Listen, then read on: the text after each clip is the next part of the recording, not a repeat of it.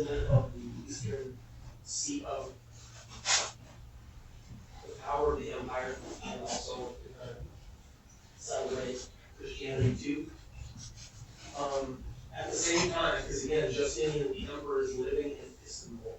He wants to make sure that he's feeding, in some ways,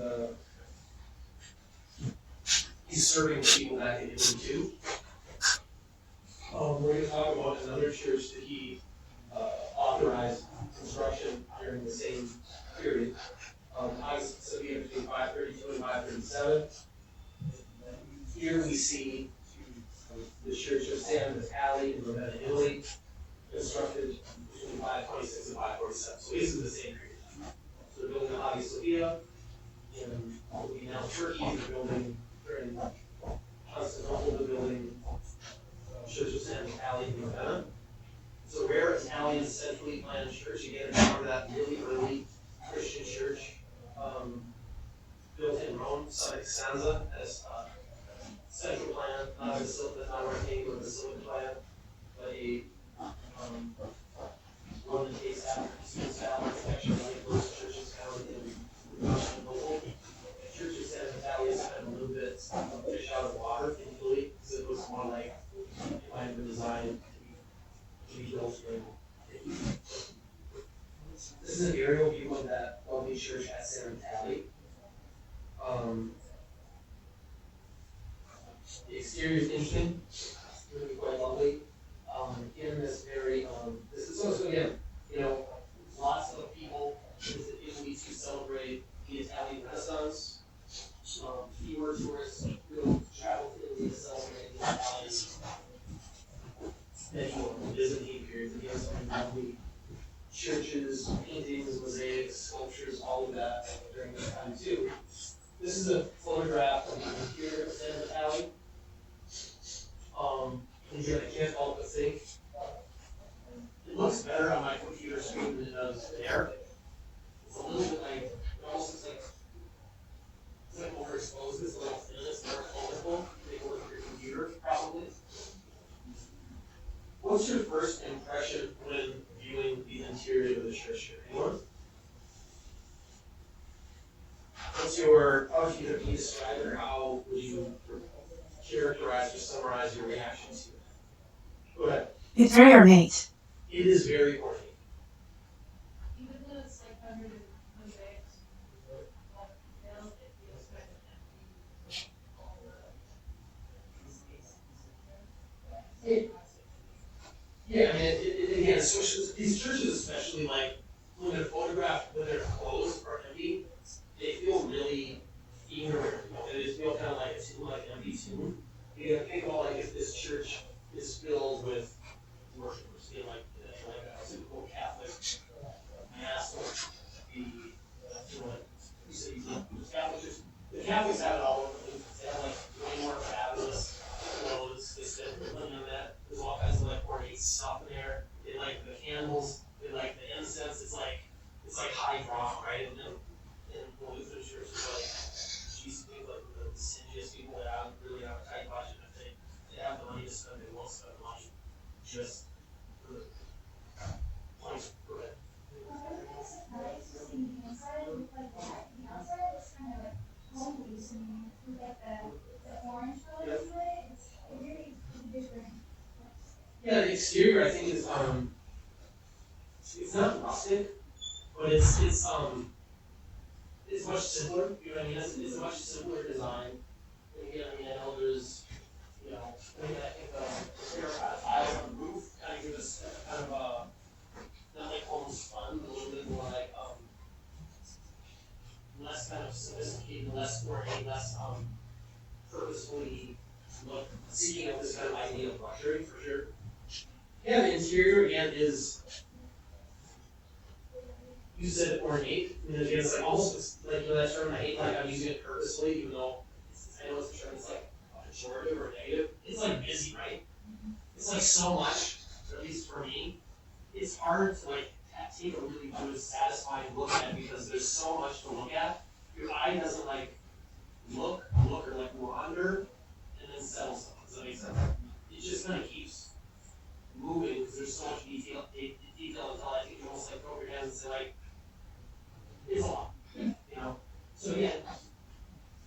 do you think the impulse here is to create this interior that's so ornate, so decorative, so precious? Does that make sense, that term precious? Go ahead. They believe that like a house of God should be as like ornate and beautiful as possible as reflects. Yeah, and I think we'll see this too. We'll talk about this after we later in this class when we were talking about like the Gothic style, like those Gothic cathedrals like Rheims and like Amiens, Notre Dame, all those things. Again, these churches that in some ways are meant to be,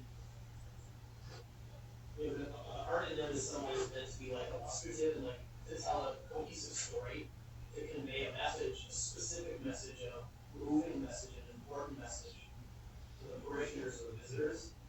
Partially, these churches are also just meant to be impactful, iconic. Does that make sense? Like you walk in and you're like bowled over with the majesty of the church. Again, it's one of those things different people have different reactions to that. Like my father-in-law, he said he wouldn't travel all over Europe with these fabulous churches. He grew up Catholic, and he kind of came away from that saying like, they're beautiful, but kind of like made me sick. How all these poor people in Europe were going to these churches, and the church was spending all this money on this instead of like they're collecting all this money for like all this gold stuff, all this gold leaf stuff, all this fabulous stuff, all this, you know, spectacular stone that's been imported from like all these kind of exotic places and meticulously, you know, installed here. And again, there's one reaction to it, but again, it's like I kind of devil's advocate a little bit of like, well, these people couldn't read. You're trying to like, you know, you're trying to catch. What's that saying? It's easier to catch something with a fly with honey or vinegar or something. Yeah, it's meant to like eat and it's not meant to like, it's not broccoli, right? It's like some cake. You're kidding, some cake. But, like honoring Christ and honoring God, like this is what they're doing all of this for him as like this is like a place of worship. It should be as beautiful as God is going to us. yeah, I think that's right. I mean, it's aspirational, right? They're trying to make this, the church is meant to be as beautiful as they are able to conceive, right? They're trying to, the plan is meant to be beautiful, it's meant to be honorable, it's meant to kind of follow through that, but like, well, of course we want it to be as beautiful as possible, but this one really is just like, wow. You know, that even again, going back to that idea of what's characteristic of the Byzantine style in art and architecture, that term Byzantine can mean ornate, precious, but like also complex. Sometimes like the way that the complexity is like less almost incoherent for its complexity. Yeah, so the interior San Vitale, and again you can see again, take a look here. It's not even read, but you see like in the upper area above this central semicircular arch, you see the mosaic in that area too.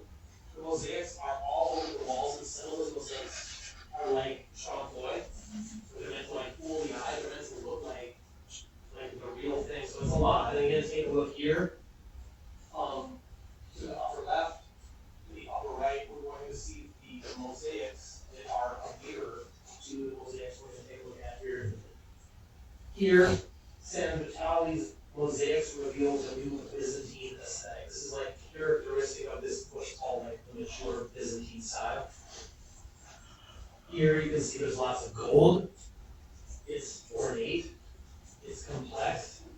It's the opposite of minimalistic. It's dramatic.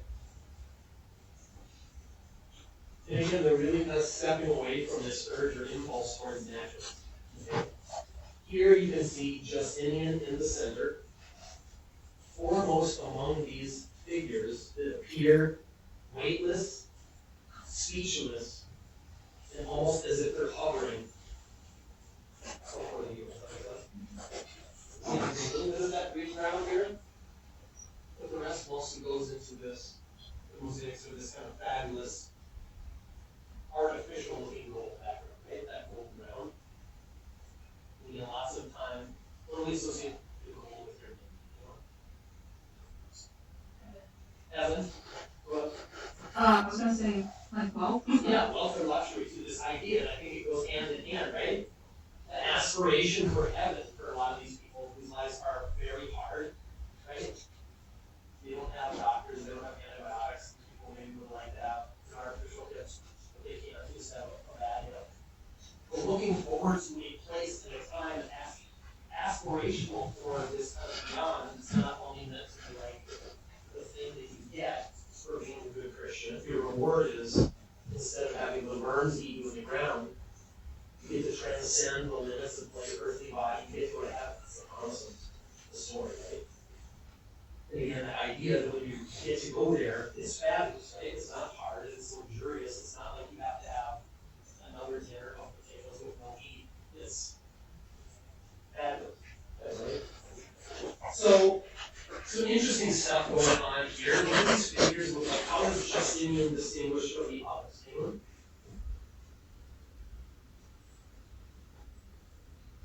There's some funny stuff going on here that's probably not going to be recognizable, but He's got a halo, halo, very more complex. more ornate, fabulous clothes, right? He's got a jewel crown. He's got some dope kicks. He's got the jewel shoot. He's got the jewel brooch here. Is that what a man's is called, or whatever it's called? What do you call that? Is it called a brooch? Is there another name for it? What does that be called? Clasp. Brooch. Yeah, he's got these fabulous clothes. He's the one who's in the dark, and the others are kind of much lighter. He's tallish. You can see again some representative symbolism here that's is religious, specifically the halo. He's offering the loaf, right? Christ with the loaf, like that's the bread is the body of Christ. You're gonna see on the other wall here in a minute, his wife shows up and she's got the water, like the water in the wine, so like it's like the reference to the communion. These folks on the left, you see how they have they're carrying shields and spears. That's the military, right? On the right, you see these are men of the cloth. You see the crosses. You see this guy's carrying a illuminated manuscript and once again a jeweled case for that book is bound in this fabulously expensive, ornate, luxurious container. So he, the emperor, is served by the military and also the church. He's like the head of church and state. The thing that I think is like what's going on here? Justinian's sending money to pay for Ravenna. Building of this, but he's not visiting it. It's a long way. He's taking care of business in Constantinople. Okay? So this guy is the head of he's the head of the church in Ravenna, so he's the big man in Ravenna. And I think it's a little bit of a local power play here. You see how he doesn't have a halo. He doesn't want to step on the line too far. He doesn't want to challenge the emperor, but you see the guy's name written above his head? That was his name, Maximanus. And can you see in a way? So it's a little bit of a flex, right? This local flex where he's saying, you know what?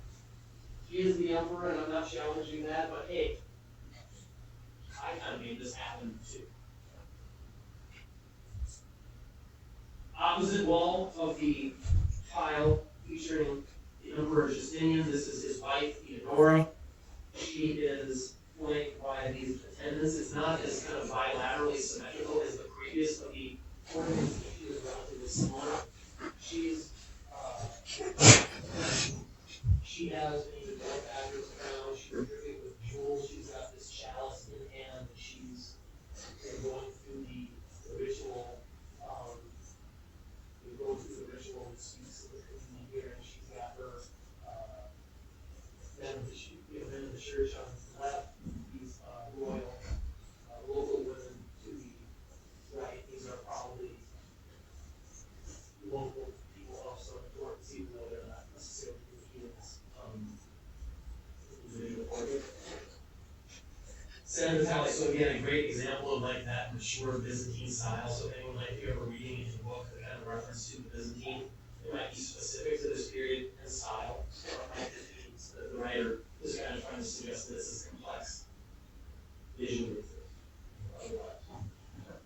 Art of the Middle Byzantines, and we talked about early Christian and early Byzantine period. We'll talk a little bit about one of the things that defines it in that struggle, that internal conflict with the Christians, which call that iconoclasm.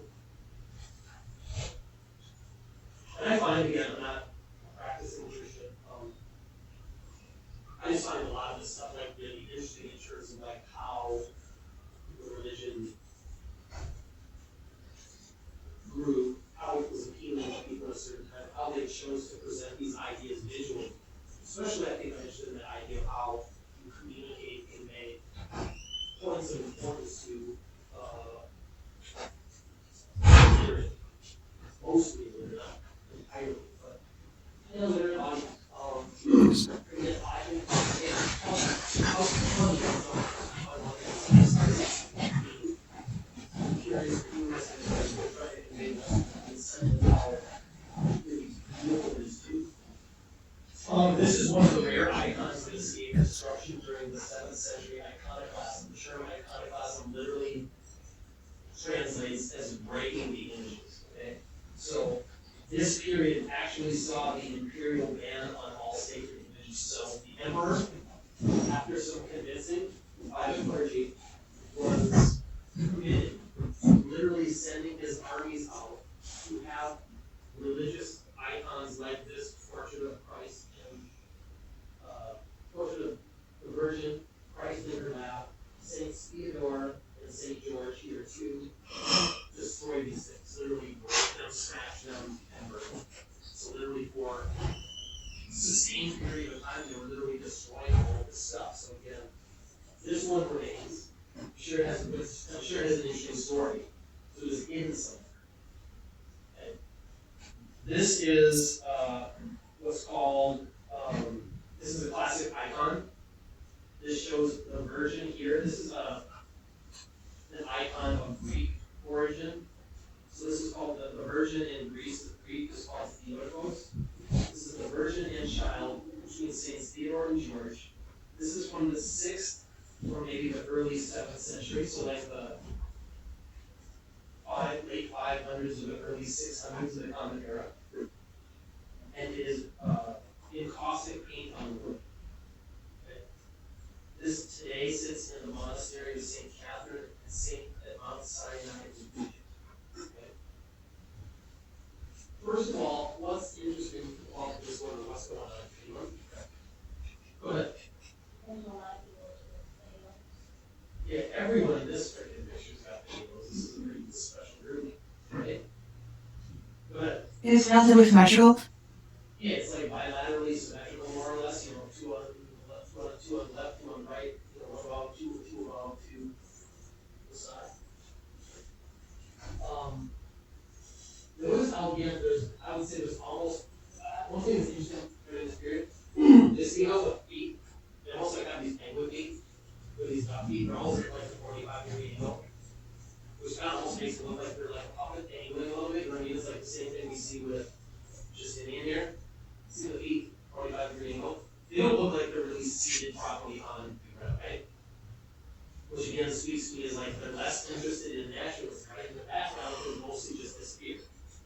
Because the ground doesn't matter, because it's not like a specific location or locality or view. It's like above and away from you, right? These otherworldly or like heavenly spheres. Take a look, notice the two, I think it's interesting how all the figures are somewhat similar, right? They're all kind of like cylindrical and elongated and stiff, right? However, they're different. Take a look at the two angels at the top. They have totally different looking faces, I would argue, than the two saints, okay?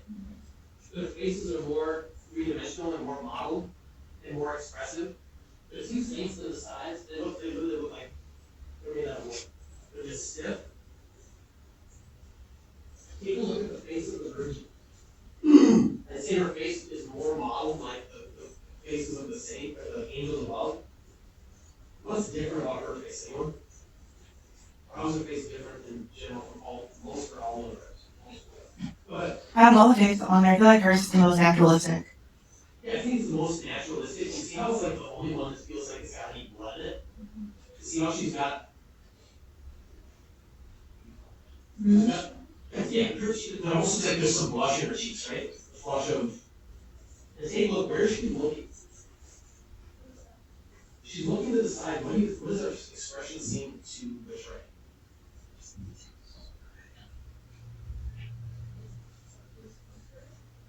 And the discomfort becomes in, she knows, right? She knows that this isn't an ordinary kid, she knows, it's like she knows the outcome, you know what I mean? It's like the foreshadowing of the death of the kid. And again, I think you see this in art, and I think it's like this kind of poignant thing, right, where she's like, she knows she's like a tool, or like a vessel, or like a person that has a part to play, but like not the most important part, and that's her role. Like where Christ has to sacrifice his life, but she's got to sacrifice her kid. And it's not like she's totally on board. It seems like there's some conflict, right? Which I think is really what. Again, the baby Christ, what does he look like? Not very realistic looking baby, but again, he doesn't look like Mickey Rooney, he doesn't look like an old, small man. He doesn't look like a shrunken person from an elder, like a old folks home.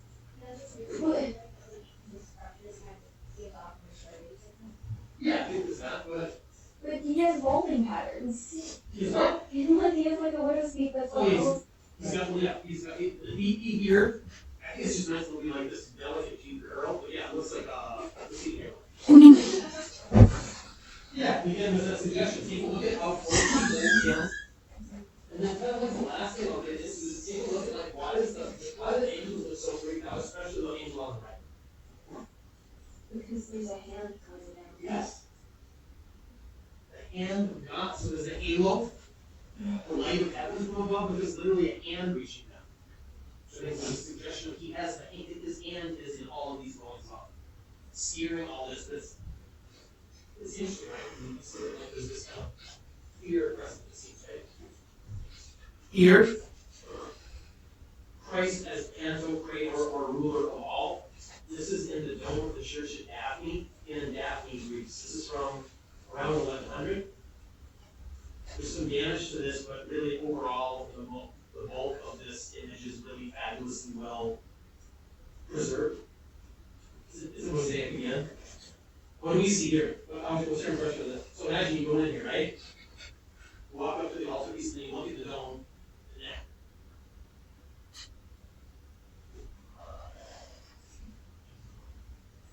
Does this look like the portraits of Christ that you're most familiar with? Yeah, go ahead.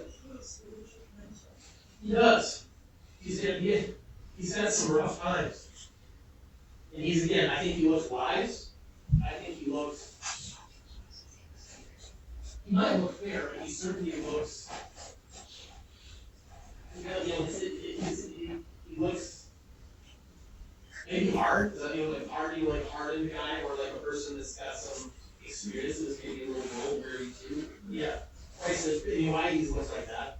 It's a lot of responsibility to be the ruler of all. Right? You see this more in Greek Orthodox imagery. From that same church, the Church of the Dormition, the Daphne crucifixion is here a blend of classical naturalism and a more abstract Byzantine style. Okay, what's Byzantine about it? The gold. What is Byzantine about it? You can see there's this high level of detail, ornament, and abstraction in the art. So the whole is meant to be really beautiful. It's meant to be like very appealing visually, but they're not interested in realism. They're interested in this kind of otherworldly beauty. And again, take a look at how cartoonish the wound is and the blood that spurts from the wound. The wounds on the feet too. Questions, comments, what this one? It's too bad that that uppermost element is lost because there were two angels there. Feet, the ones on hands and down to the right, and from the left. Byzantium in the west, let's talk about how Byzantine artistic ideas, styles, and media techniques begin to influence the west, in particular the art and architecture of St. Mark's in Venice. St. Mark's in Venice is pretty fabulous, I think. Begun Venice, Italy, begun in the year 1063. And just for those of you that are thinking like, historically, we're talking like we've gone all the way from year 0. Set date of Christ's birth. A lot of this the earliest Christian stuff we were looking at was like 4th century, so like the 300s. Down like the Hagia Sophia. What's the difference? Now we're all the way to 1063. We're now like heading towards almost like the Native, which would be like the Romanesque and Gothic. Okay, so that's like the next couple hundred years. So the next couple hundred years after that would be the Renaissance. How would you describe this interior, anyone? Go ahead. Very flashy. Yeah, super flashy, right? Lots of gold.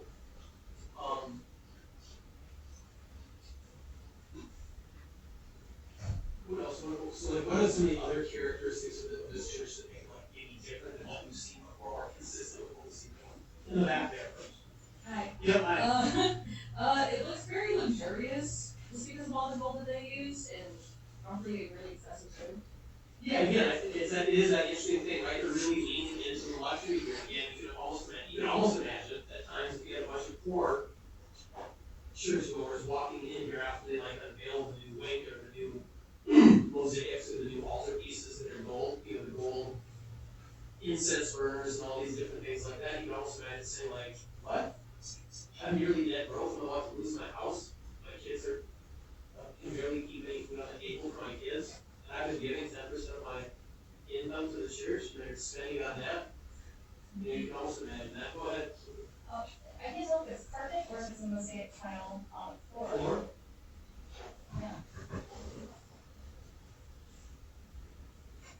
There are carpets on the floor, but the floor is a mosaic too. Yeah. Yeah, again, the whole of the church, it seems like it almost appears like almost every surface of the church is decorated.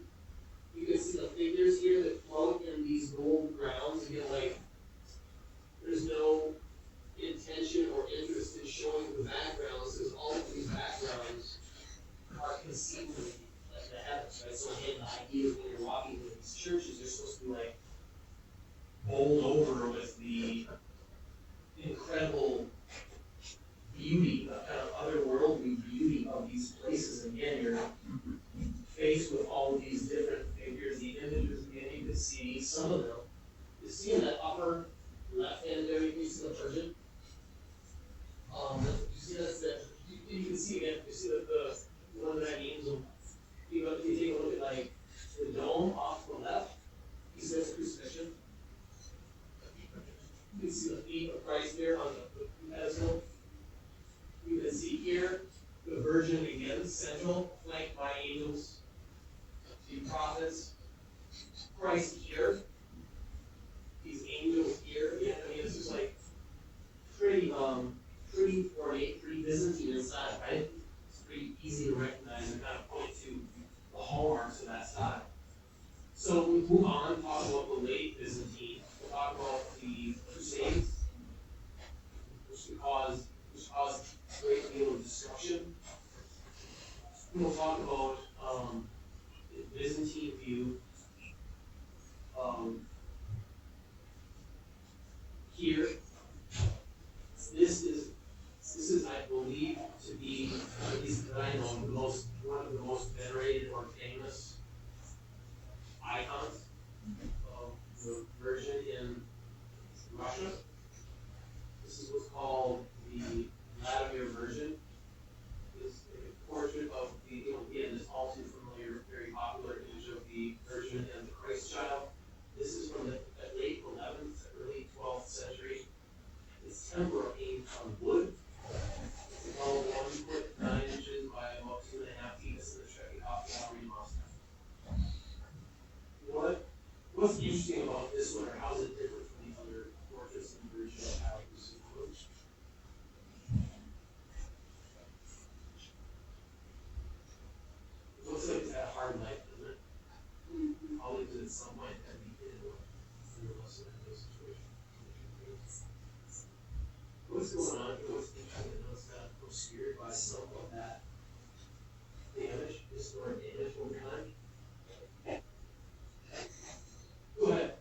his head is really small. The proportions of Christ, the proportions of the Virgin are very unrealistic. And the proportions of the Christ child are even more so, right? Take a look at like, her head is tiny. You take a look at like how big her mouth is compared to her body. They're really odd proportions, right? She's got this very kind of hyper abstract, kind of like the extreme kind of delicate features that suggest this kind of unusual ideals of beauty, some kind of femininity, maybe both. You can see the Christ child with his head. He's almost a little bit like serpentine, isn't he?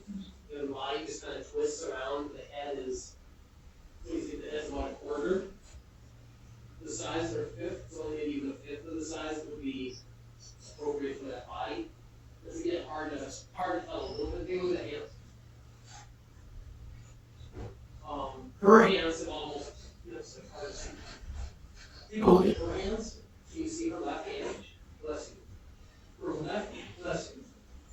Bless you. Both hands, right? You can see the right hand supporting the Christ child beneath, like kind of beneath his like left back of the side, and then on the right hand you can see her holding kind of the child at like the right elbow.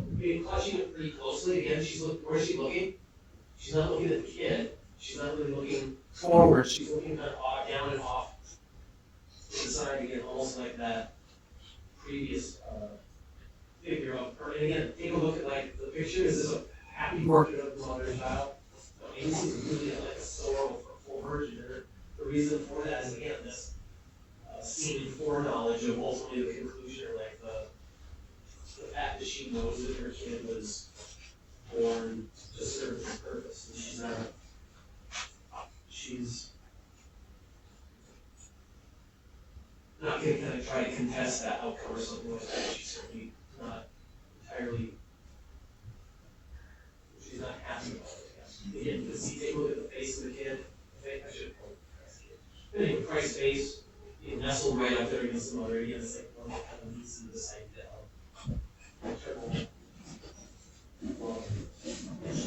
So,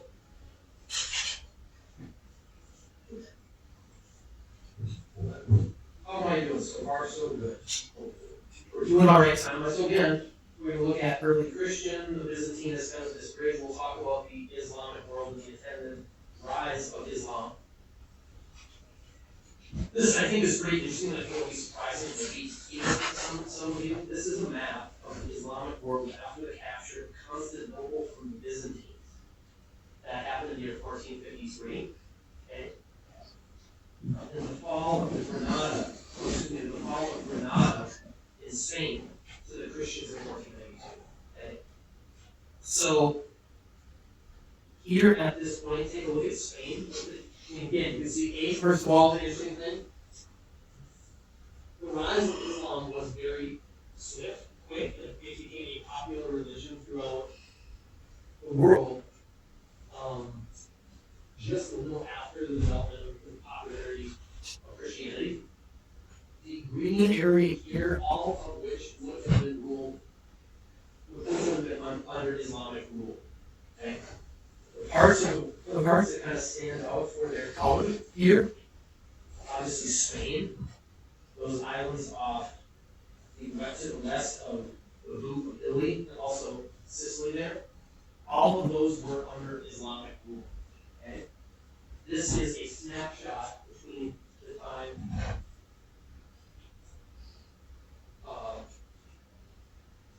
parties under Muslim parties took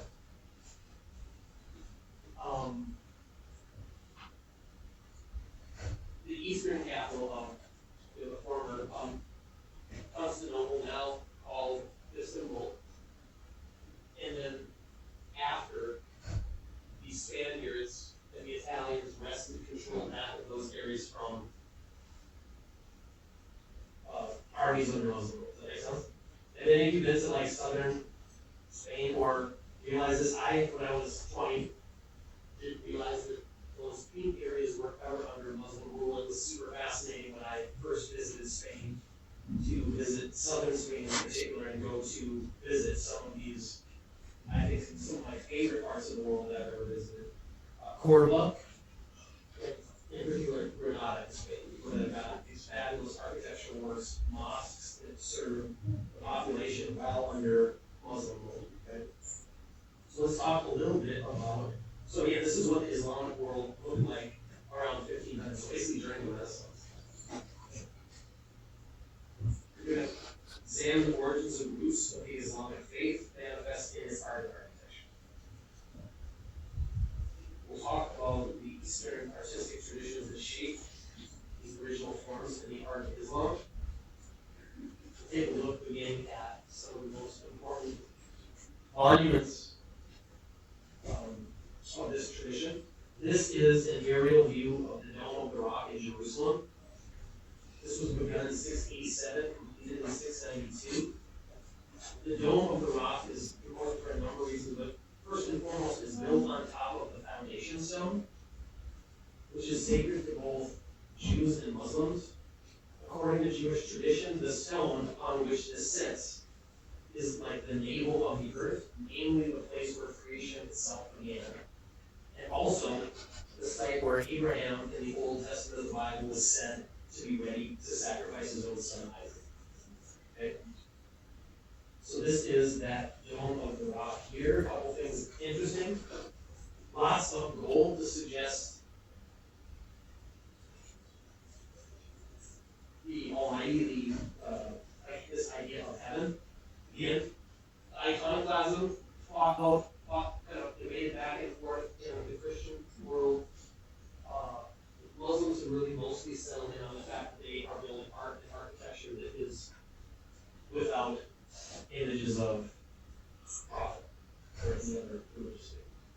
So again, what you're mostly seeing here, really beautiful calligraphic script and these floral and geometric artistic motifs. This is a photograph from the interior, which is pretty amazing.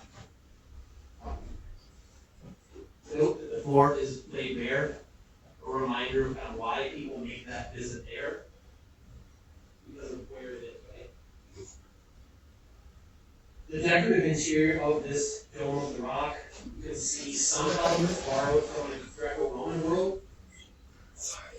Greek columns, Greek capitals. You can see these semicircular Roman arches. When you see these alternating bands of like white marble, either the green or almost like a reddish stone, that's what we call as Islamic style. Okay. And then above it, you can see the successive bands of incredibly ornate calligraphic script. It looks a little bit like a smaller version of Hagia Sophia stones, right? There's some elements that are similar that are suggest a kind of hallmark on the side. Questions about this one? Go ahead. How did they, it's some sort of way to start to tell what the script.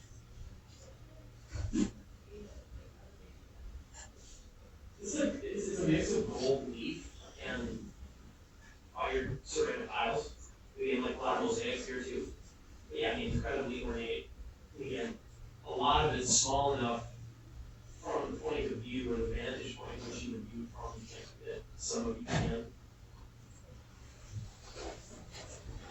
This mosque was completed in 851 with the Common Era. At the time of this construction, it was the world's largest mosque.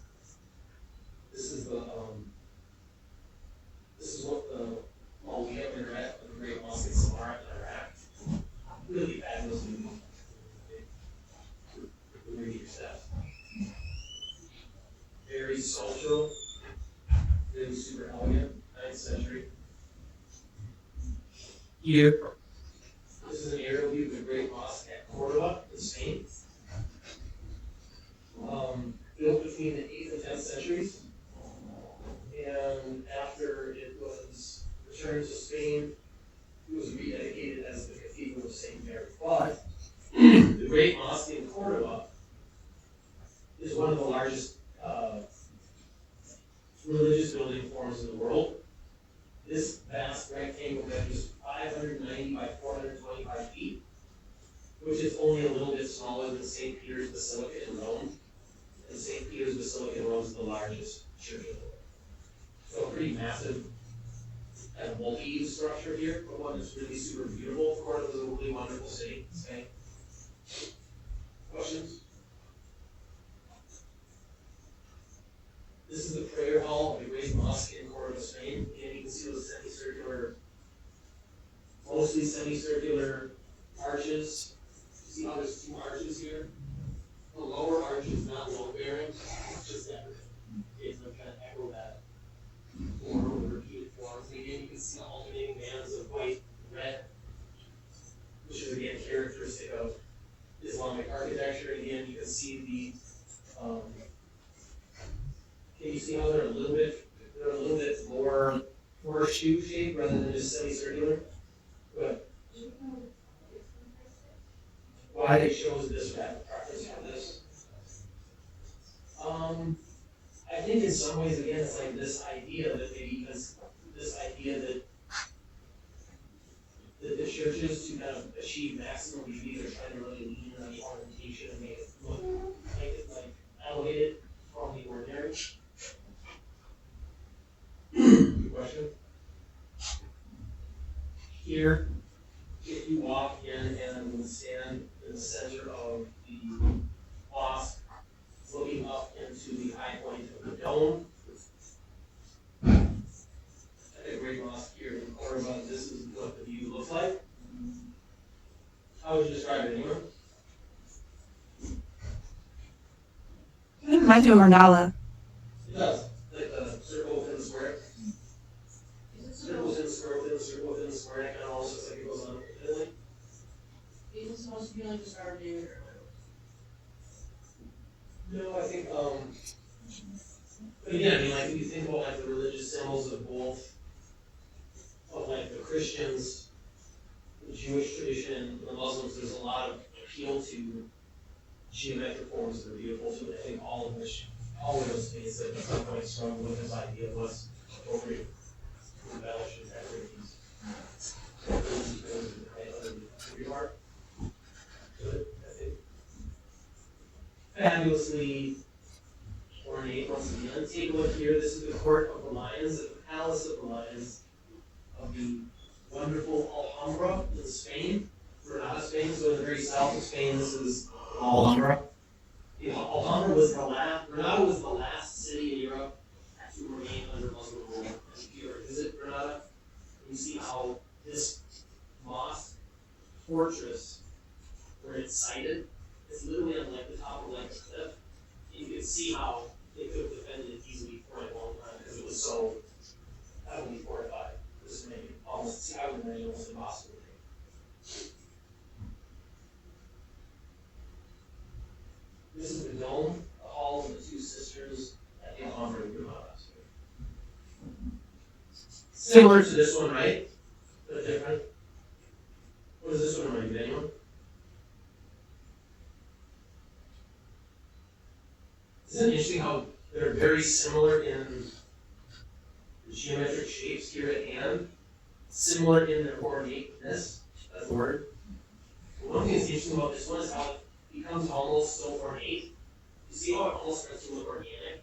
It almost looks like a beehive, or it almost looks like a stalactite in a cave. So again, there's this kind of almost organic shift here that ultimately takes place. When I was 20 years old, I visited this city. Was like one of my favorite cities I've ever been to. So I wrote to get back. Here, this is the mihrab of the madrasa at Isfahan in Iran, dating from 1334 to 1354. And just to give you just a note, a mihrab is a niche in the wall of a mosque or religious school that indicates the direction of Mecca. Okay, which is the direction Muslims face when praying, and is ultimately the architectural and symbolic focal point of these religions. This one's super beautiful.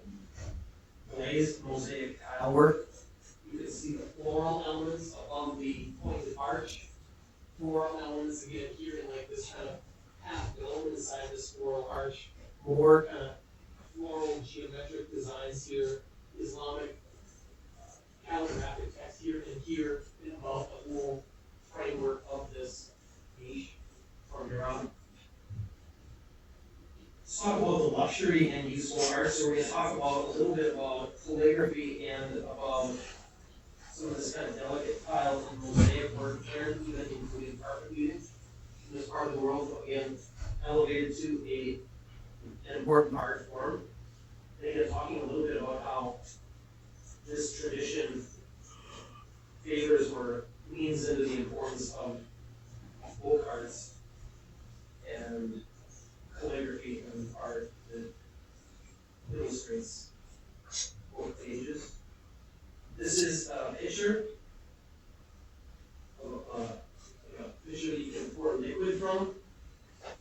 It's called a viewer, and it's in the form of a bird, as you can see here. This brass with silver and copper inlay vessel is 15 inches tall, and it is today in the collection of the Hermitage in St. Petersburg, Russia. Again, meant to represent a freestanding statuette. The engraved decoration of the body has natural and abstract kind of impulses here. Natural looking feathers, very abstract Arabic calligraphy. Come on. Super beautiful. You know the artists. Late 8th century. Questions about this one? Again, you can see super beautiful. This is a dish painted with Arabic script. It refers to an Arabic proverb. This dish is from the 10th century. It was made in Iran.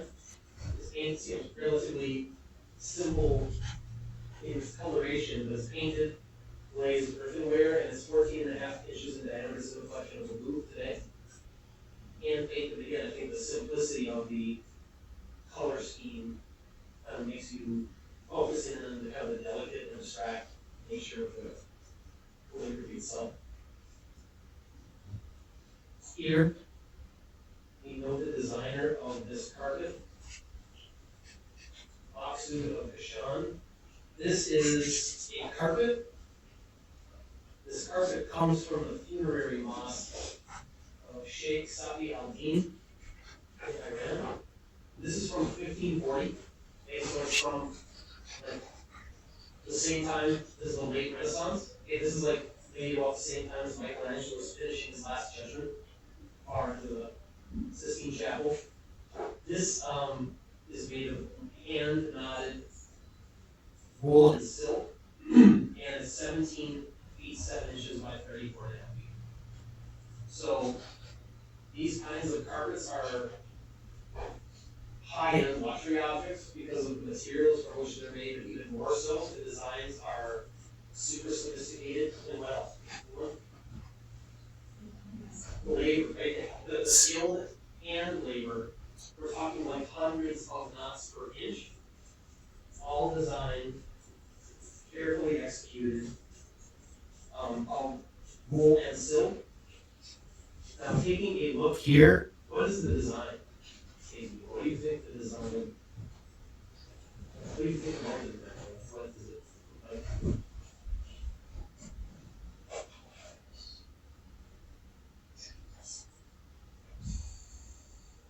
Go ahead. Yeah. So it's meant to mimic these ceilings. Almost like this idea, right? You roll this thing up, roll it back out, it's on your floor. It almost serves as like a imaginary reflection pool. That, like below, you could see, you don't necessarily know you're not gonna have a ceiling like that. But it like reflects that idea of that dome, all that gold, the illumination from the light from without, from outside the building. That again, like suggests this idea of heaven or the heavens. And this idea of the kind of transcendence here, again, there's even these crazy elements here that are interesting too, right? So you can see that centermost element, right? It's almost like the dome And then you can see the reflection here, almost of like those windows around the dome, even if you go all the way back to the Hagia Sophia. And then here, take a look at these. You see the lines here? They're like the lights, remember like what I was talking about, like the photographer taking the photograph from the second floor of the Hagia Sophia? And seeing like those light fixtures hanging down? They're like the light fixtures hanging down here and here too. So again, it's meant to be this mirror of